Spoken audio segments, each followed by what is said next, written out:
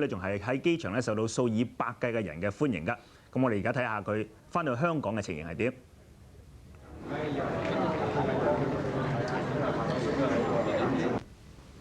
李卓人咧係喺大約今晚9點鐘左右咧，係翻到去香港嘅啟德機場㗎。咁啊見得到咧，司徒華、劉千石同埋李卓人嘅家人咧，就一齊咧係陪同李卓人一齊咧係步出機場禁區㗎。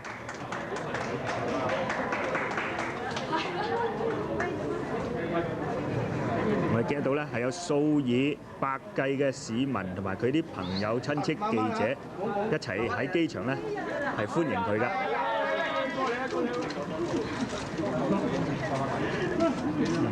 我哋見得到咧，李卓人嘅太太咧係專程由英國翻嚟喺機場接佢㗎。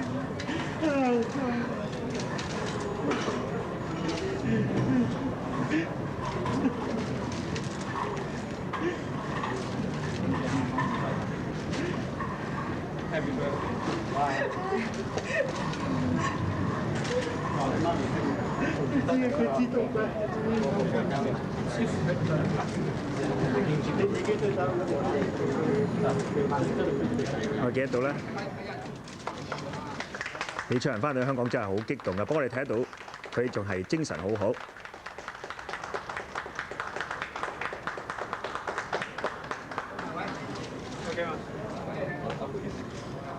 阿羅喺呢邊。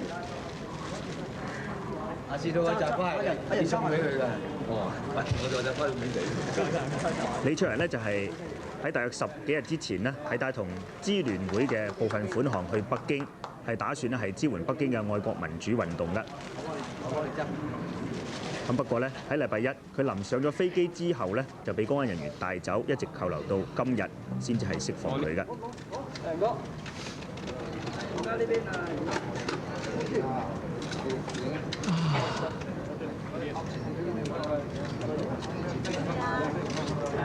呢邊係。唔該。哎呀，唔該，握手啊！係，揮手啊！揮手啊！唉，點個剃頭啊！唔該，喺度。俾個。一陣我哋呢邊係，喂係 OK。呢邊啦，呢邊。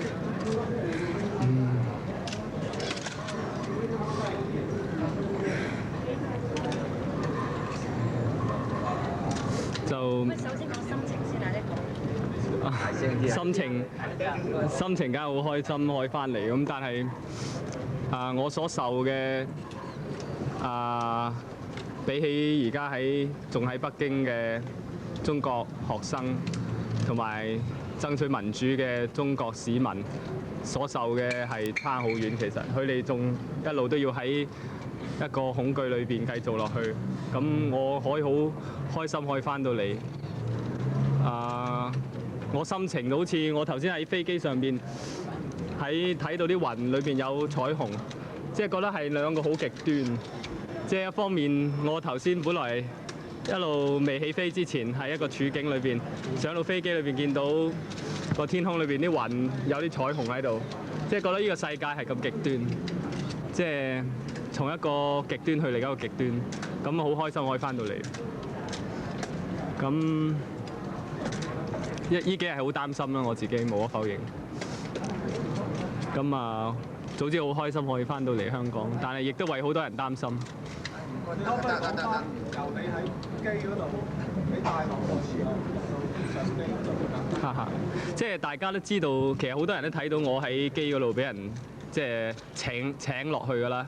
咁主要開始嗰時，我聽到就話，因為有啲人喺機嗰度咧就冇抌印，咁而就上到嚟之後咧就個睇回鄉證咁樣，咁啊睇到我嗰份之後咧就請咗我落去下邊啦。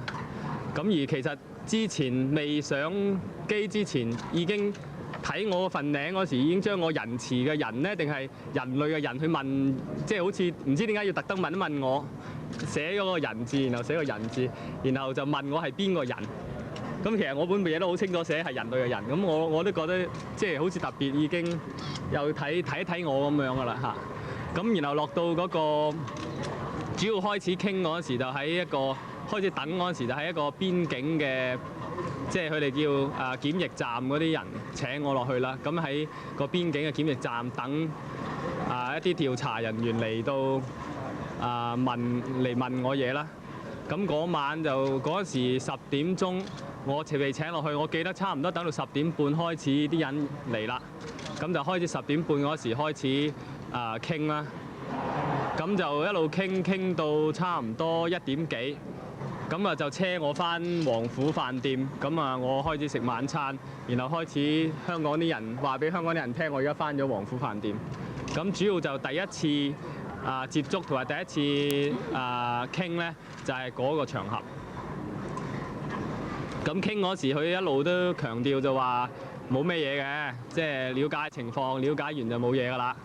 咁然後第二日嗰陣時咧，就第二朝頭早咁又再請我離開酒店啦、飯店啦，咁就去一間佢哋啲學校裏邊有間房，咁就開始傾第二日。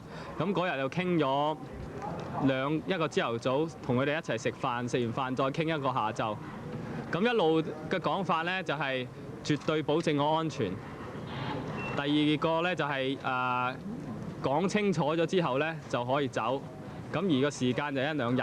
咁一路由頭到尾都係咁樣講。咁我日日都梗係問話，我今日走得未啊？今日走得未？咁佢話講清楚就走得啦咁樣。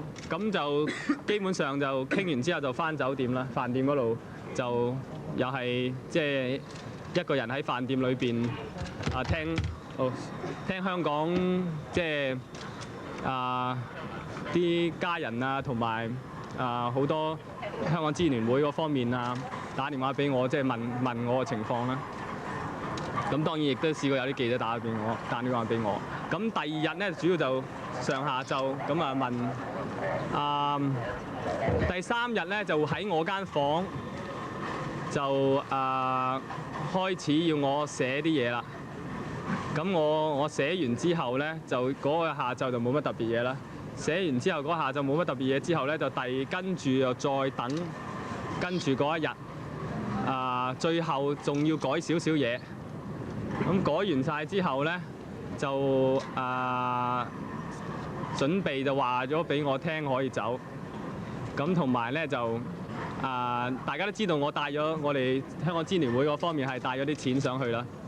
咁就啲錢咧就我擠咗喺王府飯店嘅保險箱裏邊。咁就佢哋咧就而家係暫時扣留審查，聽候處理，將啲錢。好高興睇完李卓人能夠平安返到香港嘅。咁有關於李卓人返到香港之後嘅最新情況，以及係北京嘅情形咧，請繼續留意我哋嘅新聞報道。